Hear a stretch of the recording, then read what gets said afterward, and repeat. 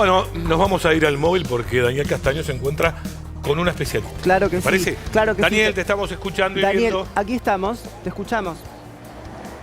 Mario, Diana, y tal cual lo adelantado, estamos con la doctora Gabriela Piovano, infectóloga, nos recibió en su casa, siempre dispuesta a ilustrarnos. Doctora, gracias por recibirnos. Bueno, estamos preocupados, tenemos motivos, me imagino. Sí, la verdad que sí, nosotros venimos ya hace un par de semanas hablando de esto, ¿no? De la cuestión del aumento de los casos que íbamos a ver, ¿no? Porque en realidad, bueno, cuando nosotros cerramos en julio, esto provoca la caída de los casos, como hemos visto, o sea, la pendiente negativa del segundo pico, y obviamente también eso estuvo morigerado, vamos a decir así, por la vacunación. Entonces, digamos, se fueron limitando los casos a personas, digamos, que no habían sido de los primeros grupos de riesgo en el segundo pico. ¿Cuál es nuestra preocupación en este momento?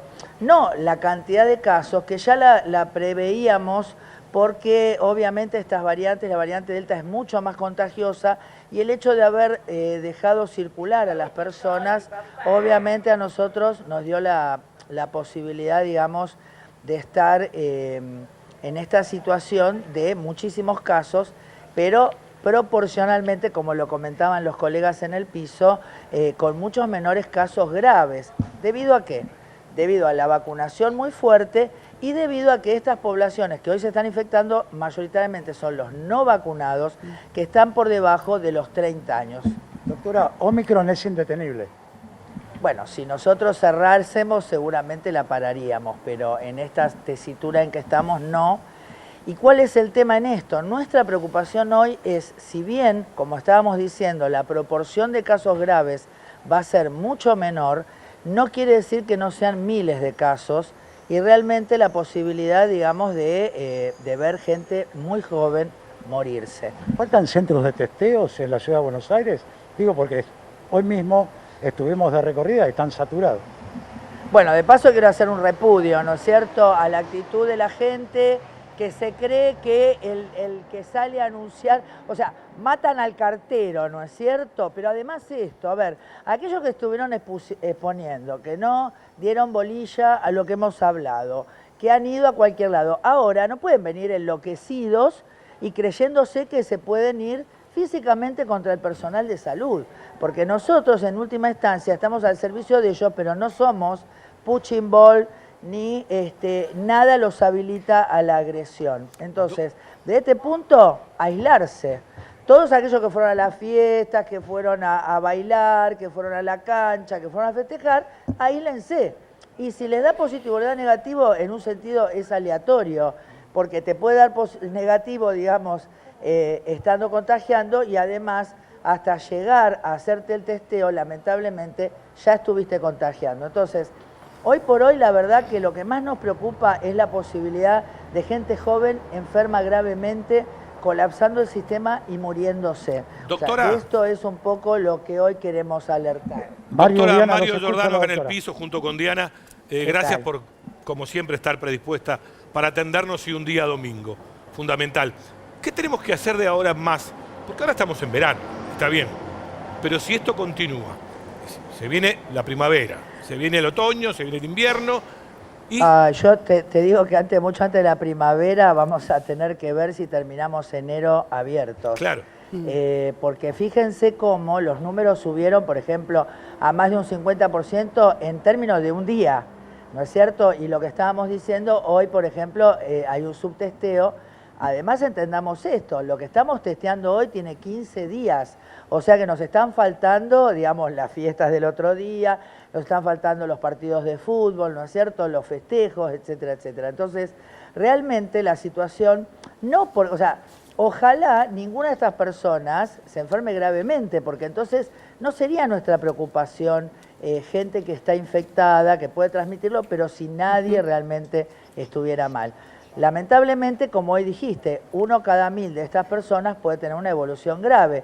Si son miles, cientos de miles, estamos hablando de miles de personas que se van a tener que internar, y por más que nosotros hayamos desarrollado y todo lo que hablamos, Nosotros en el pico anterior estuvimos ventilando gente en cualquier lugar y esto obviamente aumentó la mortalidad. Entonces realmente yo creo que las autoridades, no basados, volvemos al punto, en los casos, sino en la ocupación de camas, porque fíjense cómo en 2 o 3 días ya subió un punto y veníamos en realidad de una ocupación muy baja, veníamos con menos del 10% y en un par de semanas nos fuimos al 35%. Entonces, si hacemos proyecciones, lamentablemente para fines de febrero estamos colapsados, ¿no? Doctora Piovano, ¿cómo le va? Buenas tardes. Acá Diana Surco la saluda. Muchísimas gracias por brindarnos esta nota. La importancia de escuchar desde la voz, desde los especialistas, desde los infectólogos, desde la comunidad médica, porque evidentemente no hay responsabilidad por mucha parte de la gente, digamos, ¿no?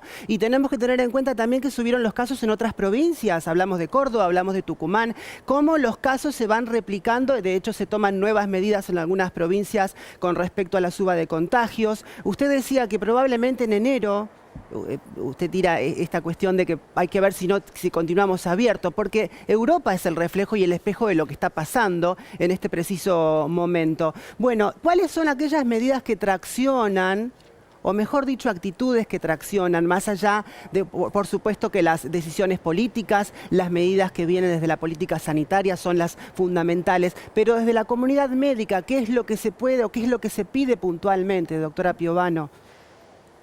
Bueno, en primer lugar, no quiero dejar de nombrar a Córdoba, ¿no? A quien le debemos la variante Delta y ahora la Omicron, por el mal manejo de las autoridades que han decidido no cuarentenar, no obligar, y además la actitud de los viajeros, ¿no? Que justamente no solo viajaron a los lugares donde estaban circulando las variantes, sino que llegaron, armaron una fiesta. Bueno, es más, ya se murió la primera persona que vino y evidentemente necesitan, no sé, qué situación para entender, porque fíjate vos muy bien lo que vos estás señalando, como la otra cara de la moneda fuese otro paciente, esa otra persona que vino de Sudáfrica y sin esperar tener el hisopado que le había dado negativo se quedó aislado. Claro. Entonces esa persona evitó un brote de parte de ella.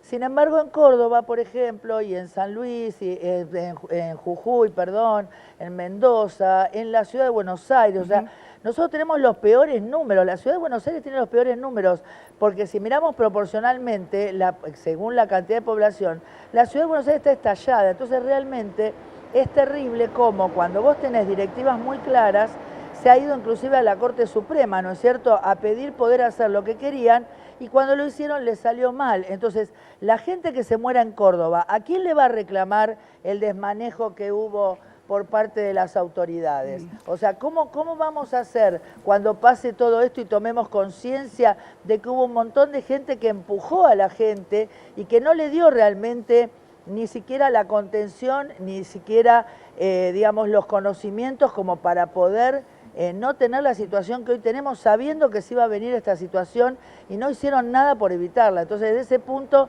me parece que quiero puntualizarlo acá, ¿no es cierto? Pero además esto, ¿no? Aquel que estuvo en una fiesta, aquel que salió, que sabe que hay gente que ya es positiva, que se aísle, sobre todo aquellos que van a tener contacto con no vacunados, porque cuando hablamos del pase sanitario, nosotros hablamos en realidad de proteger a los no vacunados, porque acá suena a que estamos castigándolos y en realidad los estamos protegiendo, porque la gente que está vacunada, lamentablemente o por suerte, al estar vacunada, puede infectarse, pero va a tener mucho menos riesgo de evolucionar gravemente. Sin embargo, el no vacunado que vaya a comer a ese restaurante y se infecte, va a tener muchas más posibilidades de evolucionar de forma grave. Entonces, en realidad, la idea de que los no vacunados no tengan tanto acceso a lugares donde hay mucha gente, en el fondo es para protegerlos. Doctora, hay un par de casos en el cual se refirió y coincidimos plenamente que a veces la política entra en una grieta y no piensa en el ser humano o no piensa en el prójimo. Después estamos nosotros mismos, muchos, que vienen y dicen, ¿yo para qué me voy a hisopar? Yo hago mi vida y el que está al lado que se aguante y todo pasa. Y hay gente que dice, a mí no me van a sacar la libertad, pero si no estás vivo, no tenés libertad. Claro, o sea, y además otra cuestión.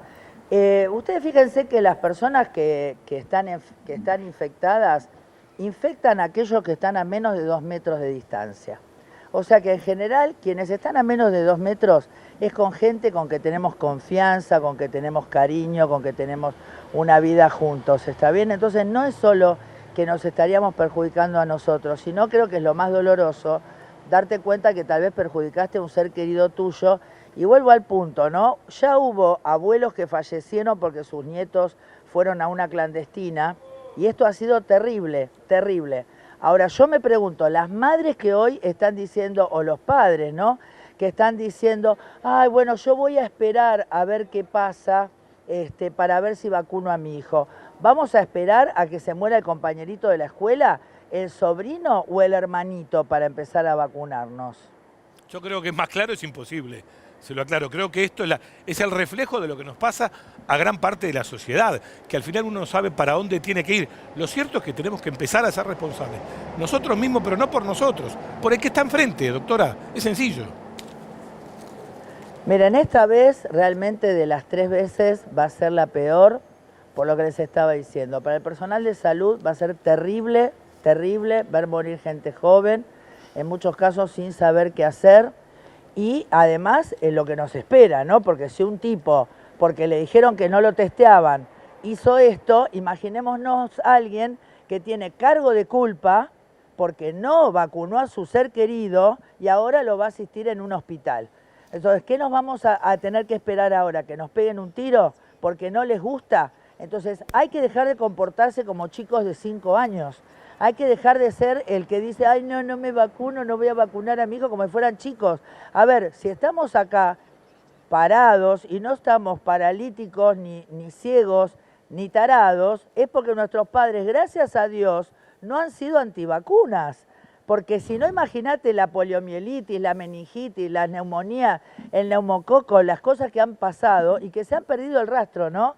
O sea, esto creo que es lo más patente que nos trae la pandemia, la necesidad de recuperar la memoria para poder sobrevivir. Y esto también, digo, es lo que hacen muchos medios de comunicación, intentar borrarnos la memoria. Y eso es muy grave y esta vez va muy en serio. Entonces, creo que es un momento de reflexión, ¿viste? Cuando hablamos de la Navidad, del Niño Dios, etcétera, etcétera. Bueno, en ese caso creo que nosotros tenemos que, esta vez es la gran oportunidad de realmente reflexionar si vamos a protegernos o vamos a seguir, digamos, priorizando determinada idea o creencia que inclusive desafía los propios resultados, ¿no es cierto?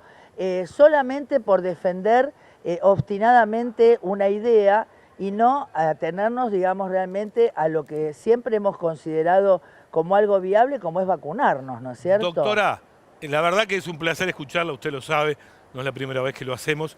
Gracias por haber estado con nosotros este 25. La dejamos con nuestro compañero Daniel Castaño. Doctora, en Buenos Aires, la capital, la tercera dosis o dosis de refuerzo, o como gusten llamarla, va muy lento. ¿Por qué?